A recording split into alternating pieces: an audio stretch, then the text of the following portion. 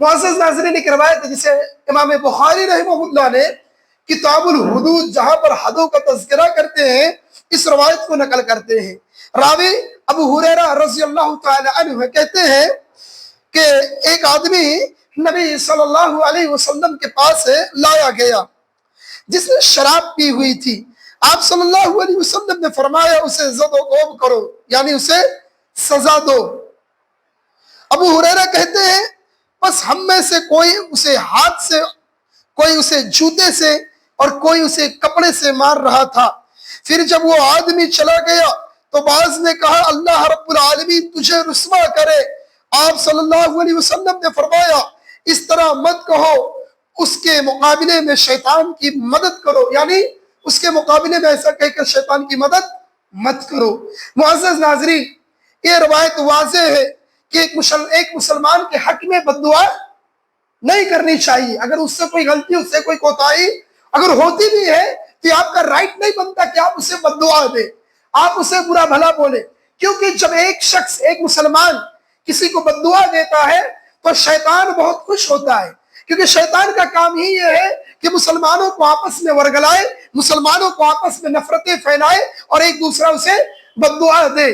دوسری بات اس میں یہ بھی بتاتا چلوں کہ بد دعا سے بچنا بھی چاہیے۔ آپ کسی کے اوپر ظلم نہ کرو، کسی کو آپ ستاؤ مت، کسی کو آپ برا بھلا مت کہو، آپ کو کیوں کوئی بد دعا دے گا؟ لیکن ایک ایسا شخص جو گناہ کیا ہے، غلطی کیا ہے، کوتاہی کیا ہے، اسے سزا بھی مل گئی ہے، اس کے اوپر حد بھی نافذ ہو گیا ہے، تو آپ کا کوئی رائٹ نہیں بنتا کہ آپ اسے بد دعا کریں۔ کیوں؟ کیونکہ جو اس کا حق تھا، اسے سزا ملنی تھی، وہ اسے مل چکی ہے۔ تو جسے سزا مل جائے، جس کے اوپر حد نافذ ہو جائے، اسے برا بھلا نہیں بولنا چاہیے، اسے بد دعا نہیں دینی چاہیے۔ دوسری بات اس کے اندر بتایا گیا ہے کہ اللہ کے نبی صلی اللہ علیہ وسلم نے جب کہا اسے سزا دو تو کوئی اسے جوتے سے مار رہا تھا، کوئی کپڑے سے مار رہا تھا، کوئی کہیں سے مار رہا تھا، تو مطلب کوئی حد اس میں دکھائی نہیں دے رہا ہے، کوئی حد نظر نہیں آ رہا ہے۔ تو اس سے یہ نہیں ہونا چاہیے کہ شرابی کی کوئی حد نہیں ہے، بلکہ شرابی کو حد نافذ کیا جائے گا۔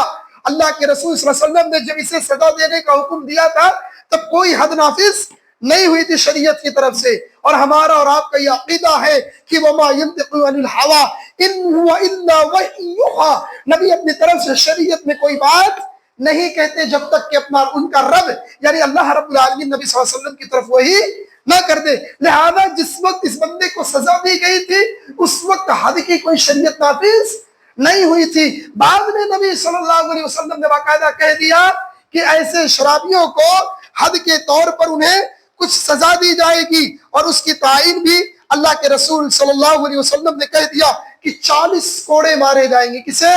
شرابی کو۔ اگر شرابی شراب پیتا ہے تو اسے کتنے کوڑے مارے جائیں گے؟ اس کا حد کتنا ہے؟ 40 کوڑے اس کے اوپر برسائے جائیں گے۔ یہ نبی صلی اللہ علیہ وسلم کا حکم ہے۔ لہذا آپ صلی اللہ علیہ وسلم کے زمانے کے بعد ابو بکر کا دور آیا، ابو بکر نے بھی 40 کوڑے ہی شرابیوں کے اوپر برسائے۔ لیکن جب عمر رضی اللہ تعالیٰ عنہ کا وقت آیا تو عمر رضی اللہ تعالیٰ عنہ 40 کوڑے مزید مارتے تھے اور کہا کرتے تھے کہ میں یہ اسے اس لیے مارتا ہوں کیونکہ یہ بار بار وہ غلطی کرتا ہے۔ بعد میں اللہ کے رسول صلی اللہ علیہ وسلم کی اس حدیث پر عمل کرتے ہوئے عمر رضی اللہ تعالیٰ عنہ نے بھی رجوع کر لیا تھا۔ لہذا شرابی کو صرف اس کے حد کتنے نافذ کیا جائے گا؟ 40 کوڑے مارے جائیں گے، اس سے زیادہ نہیں مارا جائے گا۔ لہذا معزز ناظرین، شراب یہ ایک بہت بری لت ہے، یہ امہات الخبائث ہے، یہ تمام برائیوں کی ماں ہے، اس سے ہمیں بچنا چاہیے۔ یہ ایک ایسی قبیح گناہ ہے، یہ ایک ایسا گندا جرم ہے کہ جس کا پینے والا، جس کا مرتکب ماں کو ماں نہیں سمجھتا، بیوی کو بیوی نہیں سمجھتا، بہن کو بہن نہیں سمجھتا، وہ سارے امور، وہ سارے گناہ کر جاتا ہے جو عام گناہوں کے بالخلاف ہوتا ہے۔ شراب ایک ایسا جرم ہے، ایک ایسا گناہ ہے کہ اس کے دھت میں آنے کے بعد آدمی سارے گناہوں کا ارتکاب کر لیتا ہے۔ لہذا نوجوانوں، بزرگوں، دوستوں، میرا یہ پیغام ہے کہ شراب کو چھوڑ دو۔ شراب یہ تمہاری زندگی کو تباہ کر دے گی، شراب یہ تمہاری نسلوں کو برباد کر دے گی، شراب اس کے ذریعے سے تم کمزور ہو جاؤ گے، اور شراب سب سے بری چیز ہے۔ اللہ کے نبی نے شراب پینے والوں کو بہت ملعون کیا ہے، رب کی لعنت برستی ہے شرابیوں کے اوپر۔ شراب سے بچو، شراب انسان کی زندگی کو تباہ کر دیتا ہے۔ نوجوانوں، اللہ کے واسطے رب سے ڈرو، شراب کو ترک کر دو۔ اللہ کے نبی صلی اللہ علیہ وسلم کی صحیح حدیث ہے، اللہ کے رسول نے کہا جب ایک مومن شراب پیتا ہے وہ اس وقت مومن نہیں رہتا۔ شراب کی حالت میں جب تک آپ ہیں، آپ کے منہ سے جب تک اس کی بو آتی رہے گی، فرشتہ آپ کے پاس نہیں آئے گا، اللہ رب العالمین کے رحمت کے فرشتے دور ہو جائیں گے، اور اس کے ساتھ ساتھ آپ کا ایمان چھتری کے مانند آپ کے سروں پر آ جائے گا، آپ کے باڈی میں ایمان نہیں رہے گا۔ اور اللہ نہ کرے ایسے وقت میں اگر آپ کی وفات ہو گئی، آپ کا انتقال ہو گیا، تو سوچو تو صحیح، قبر میں کیا فرشتے کو جواب دو گے، میدان محشر میں کیا رب کو منہ دکھاؤ گے، نبی کے سامنے کیسے حاضر ہوگے۔ لہذا ایسے شرابیوں کو چاہیے کہ وہ توبہ کر لے، استغفار کر لے۔ آج حد نہیں ہے، شریعت نہیں ہے، شرعی اسلامی نقطہ نظر نہیں ہے، لیکن اسلام یہ درس دیتا ہے کہ تم توبہ کر لو، توبہ کر لو۔ توبہ کا دروازہ کھلا ہوا ہے، اللہ کی رحمت کا دروازہ کھلا ہوا ہے، رب کی رحمت کی طرف پلٹ جاؤ۔